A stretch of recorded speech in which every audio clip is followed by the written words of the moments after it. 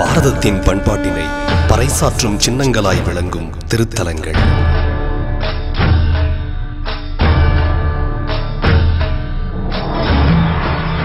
தல வரலாற்று மகிமைகளை எடுத்துரைக்கும் ஒரு ஆன்மீக நிகழ்ச்சி.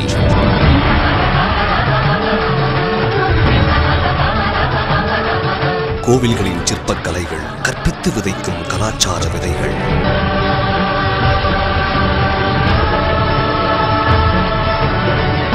கோவில் தலம் பயின்ற சான்றோர்கள் கூறும் வாழ்வியல் நெறிமுறைகள். இதயம் இதமாக மனம் தெளிந்திட ஒரு கோவில், ஒரு கதை.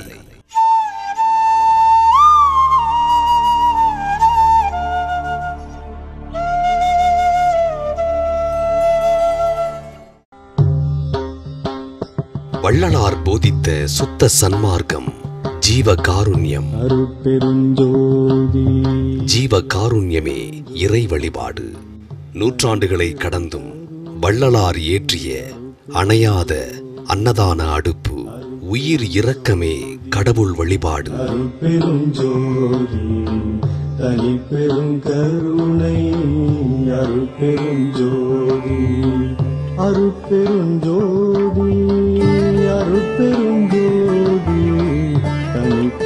வாடிய பயிரை கண்டபோதெல்லாம் வாடிய வள்ளலார். அருட்பெருஞ்சோதி வள்ளலார் மக்களிடையே ஏற்றத்தாழ்வு இல்லை, மரணமில்லா பெருவாழ்வை அடைய எல்லோரும் தகுதி உடையவர்களே. அதற்கான முயற்சியை அனைவரும் மேற்கொள்ள வேண்டும். அதற்காக சமரச சன்மார்க்கத்தில் சேர வேண்டும் என்று வலியுறுத்தியவர். இப்பாடல் அவர் பெற்ற மறைஞான அனுபவத்தின் விளங்குகிறது. இப்பாடலை பலரும் யோகநிலை விளக்கமாகவே கருதுவர்.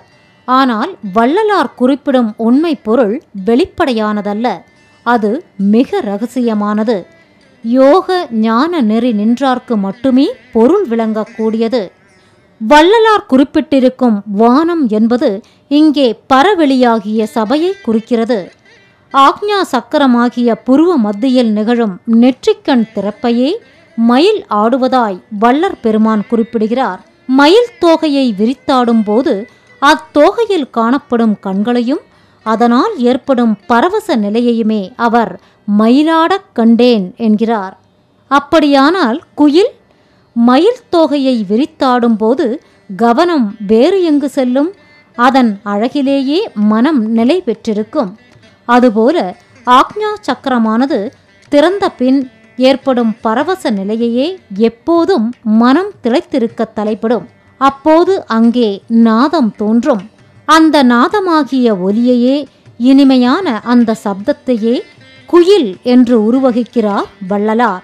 குயில் கூவுவது எவ்வளவு இனிமையாக இருக்கிறதோ அவ்வளவு இனிமையாகவும் பரவசத்தை தருவதாகவும் அந்த உணர்வு இருப்பதாக அவர் குறிப்பிடுவதே மயில் குயில் ஆச்சுதடி. குயிலின் குரலை நாம் கேட்க முடியும். ஆனால் அந்த குயிலின் குரல் எங்கிருந்து வருகிறது என்பதை உணர்வது சற்று கடினமாக இருக்கும். அதுபோல நாத ஒலியை நாம் கேட்டாலும் அது எங்கிருந்து வருகிறது என்பதை அவ்வளவு எளிதில் உணர இயலாது. மேலும் குயிலின் குரலை கேட்டுத்தான் நாம் பரவசமாகிறோமே தவிர குயிலின் உருவத்தை கண்டு அல்ல. குயிலின் குரல்தான் இங்கு முக்கியமாகிறதே தவிர குயில் அல்ல. ஆனால் குயில் இல்லாமல் அந்த குரல் இல்லை. இதையெல்லாம் மனதில் வைத்துத்தான் நாதத்தை குயிலுக்கு உருவகித்திருக்கிறாராம் வள்ளலார். வள்ளலார் பலவற்றை மிக இரகசியமாகவே மறைஞான சூட்சுமமாகவே கூறியிருக்கிறார். அவர் சித்தர், மாபெரும் யோகியும் கூட. ஆதலால் அவர் கூறிய சிலவற்றிற்கு நாம் நேரடியாக பொருள் கொள்ளுவது என்பது இயலாது. அதே சமயம் புருவ மத்தியாக ஆக்ஞா சக்கரத்தையே அவர் மூலாதாரமாக கருதினார் என்று யாரேனும் கருதினால் அது மிக பெரும் பிழையாகும். அதற்கான ஆதாரம் அருட்பாவில் எங்கேயும் இல்லை. வள்ளலாரின் எண்ணமே வேறு. அவரது உரைநடையில் பிண்டானுபவ இலக்கணம் என்னும் பகுதியையும் ஞான சித்தியும் ஒளிநிலையும் என்னும் பகுதியையும் ஆழப் படித்தால் அவர் என்ன கூற வருகிறார் என்பது விளங்கும். நாம் நெற்றியிலிருக்கும் நடுக்கண்ணை ஆசாரியார் அனுகிரகத்தால் திறக்கப் பெற்றுக் கொள்வது நலம் என்கிறார் வள்ளலார் தனது உரைநடை நூலில். அதாவது மூலாதாரத்திலிருந்து குண்டலினியை எழுப்பி படிப்படியாக ஆக்ஞா சக்கரம் வரை சென்று இறுதியில் நெற்றிக்கண் திறப்பு பயிற்சியை மேற்கொள்வதை விட ஆரம்பத்திலேயே நேரடியாக நெற்றிக்கண்ணை திறப்பது நல்லது. அதற்கான திறன் பெற்ற ஆசாரியார்களை நாடி அதை செய்து கொள்ள வேண்டும் என்கிறார் அவர். மூலாதார குண்டலினியை தானாகவும் முயன்று மேலே எழுப்பலாம். குருநாதர்களின் உதவியாலும் மேலே எழும்பச் செய்யலாம். இப்படி படிப்படியாக அவை மேலே எழும்ப பலகாலம் பிடிக்கும். பல நிலைகளை கடந்து வர வேண்டும். மேலும் அது சிலருக்கு மட்டுமே சாத்தியமாக கூடும். அதனால்தான் அதை நேரடியாக எழுப்புவது சிறந்தது என்கிறார் வள்ளலார். அதற்கு சமரச சன்மார்க்க சங்கத்தை நாடலாம் என்பதையே ஆச்சாரியார் அனுகிரகம் என்று வள்ளலார் கூறுகிறார். யோக சாதனையில் மிக உயரிய உச்சத்தை அடைந்தவர் வள்ளற் பெருமான். அதை கொண்டுதான் சாகா கலை என்ற உயரிய கலையை அவர் உலக மக்களுக்கு எடுத்துரைத்தார். மூலாதாரத்திலிருந்து எழும்பும் குண்டலினியை ஒழுங்குபடுத்தினால் அதை ஆக்ஞாவையும் கடந்து துரியாதீத நிலைக்கு கொண்டு சென்றால் அங்கே இறை தரிசனம் கிட்டும். கடவுளை காணலாம், உணரலாம் என்பதே அவர் தம் கருத்து. குண்டலினி ஒரு பாம்பு போல சுருண்டு கிடக்கிறது மூலாதாரத்தில். அதைத்தான் ஔவையும் சுட்டுகிறார். மூலாதாரத்தின் 3 கனலை காலால் எழுப்பும் கருத்தறிவித்தே. இது விநாயகர் அகவலில் வரும் பாடல் வரிகள். இதில் இடம்பெற்றுள்ள கால் என்ற பதத்திற்கு பலரும் கால், பாதம், விரல் என்றெல்லாம் பொருள் கூறியிருக்கின்றனர். ஆனால் கால் என்பதன் பொருள் இங்கே காலை குறிக்கவில்லை. அதன் உண்மையான பொருள் கீழ் என்பதாகும். மூலாதாரத்து அக்னியை, அதாவது குண்டலினியை கீழே இருந்து எழுப்பும் கருத்தை அறிவித்தாய் என்பதுதான் ஔவை கூறும் உண்மையான பொருள். வள்ளற் பெருமானும் தனது உரைநடையில் ஆதி அனாதி என்ற சொற்றொடரை குறிப்பிடுமிடத்து ஆதி கீழ் என்பது காலை குறிக்கும் என்றும் அனாதி மேல் என்பது தலையை குறிக்கும் என்றும் குறிப்பிடுகிறார். வள்ளலாரை போன்ற தன்னலம் கருதாத, பொன் பொருள் புகழுக்கு ஆசைப்படாத மகா யோகிகளாலேயே இதுபோன்ற உயர்நிலைகள் சாத்தியம். நீண்ட ஆயுளுக்கு வள்ளலார் காட்டிய வழிகள்: சூரியன் உதிப்பதற்கு முன்பே எழுந்துவிட வேண்டும். சிறிது நேரம் அமர்ந்து கடவுளை தியானம் செய்ய வேண்டும். இயற்கை கடன்களை கழித்த பின் செவிகள், கண்கள், நாசி, வாய் ஆகியவற்றில் உள்ள அசுத்தங்களையும் கை கால் போன்ற உறுப்புகளில் உள்ள அழுக்குகளையும் வெந்நீரால் தேய்த்து சுத்தமாக கழுக வேண்டும். பின்னர் வேலங்குச்சி, ஆலம் விழுது கொண்டு பல் தேய்த்து அதைத் தொடர்ந்து கரிசலாங்கண்ணி கீரைத்தூள் கொண்டு உள்ளே சிறிது சாறு போகும்படி பல் தேய்த்து வாய் கொப்பளிக்க வேண்டும். அதன் பிறகு கரிசலாங்கண்ணி இலை 1 பங்கு, தூதுவளை, முசுமுசுக்கை இலை சேர்ந்த கலவை 1/4 பங்கு, சீரகம் 1/4 பங்கு இவற்றை ஒன்றாக சேர்த்து பொடியாக தயாரித்து வைத்து கொள்ள வேண்டும். அந்த பொடியில் 1 கிராம் எடுத்து அதை 1 டம்ளர் தண்ணீரில் சேர்க்க வேண்டும். இன்னொரு டம்ளரில் பசும்பாலை எடுத்து கொள்ள வேண்டும். இந்த 2 டம்ளர் திரவத்தையும் ஒன்றாக கலந்து நன்கு கொதிக்க வைத்து 1 டம்ளராக சுண்டிய பின் அதில் நாட்டு சர்க்கரை கலந்து சாப்பிட வேண்டும். காலை வெயில் உடலில் படாமல் இருக்க மேல் சட்டை அணிய வேண்டும். 1.5 மணி நேரம் கழித்து வெயிலில் மிதமான உடற்பயிற்சிகள் செய்ய வேண்டும். பின்னர் இளம் வெந்நீரில் குளிக்க வேண்டும். சிறிது நேரம் கடவுளை வணங்க வேண்டும். பசி எடுத்தவுடன் சாப்பிட வேண்டும். சாப்பிடும்போது அள்ளி போட்டுக்கொள்ளக்கூடாது. சாப்பிட்ட பின் 1 டம்ளர் வெந்நீர் குடிக்க வேண்டும்.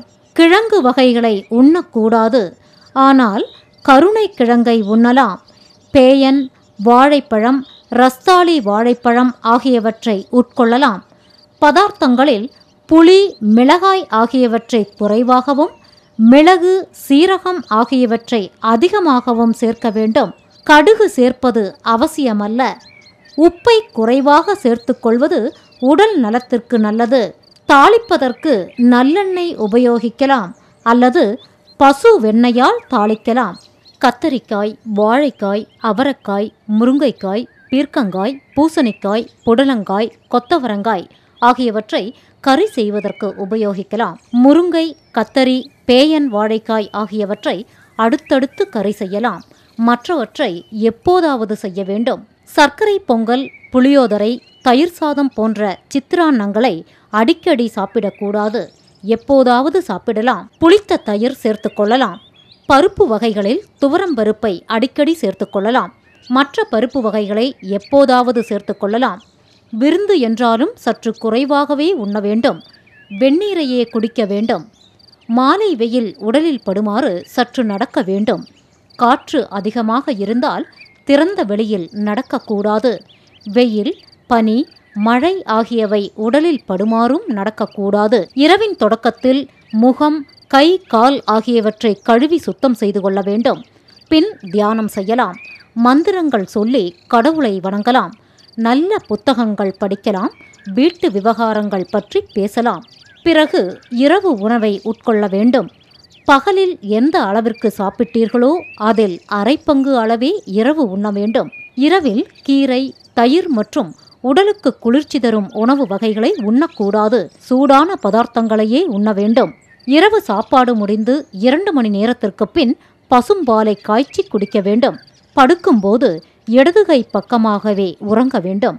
கொலை, கோபம், சோம்பல், பொய், பொறாமை, கடுஞ்சொல் போன்றவை கூடாது. கத்தி பேசுதல், வேகமாக நடந்து செல்லுதல், ஓடி நடத்தல், வழக்கு போடுதல், சண்டையிடுதல் போன்றவை கூடாது. பதற்றம் அதிகரித்தால் பிராணவாயு அதிகமாக செலவாகும். அதனால் பதற்றம் கூடாது. 4 நாட்களுக்கு ஒருமுறை நல்லெண்ணெயை தலையில் தேய்த்து கொண்டு வெந்நீரில் குளிக்க வேண்டும். அல்லது வாரத்திற்கு ஒருமுறை காய்ச்சிய நல்லெண்ணெயை தலையில் தேய்த்து கொண்டு முழுக வேண்டும்.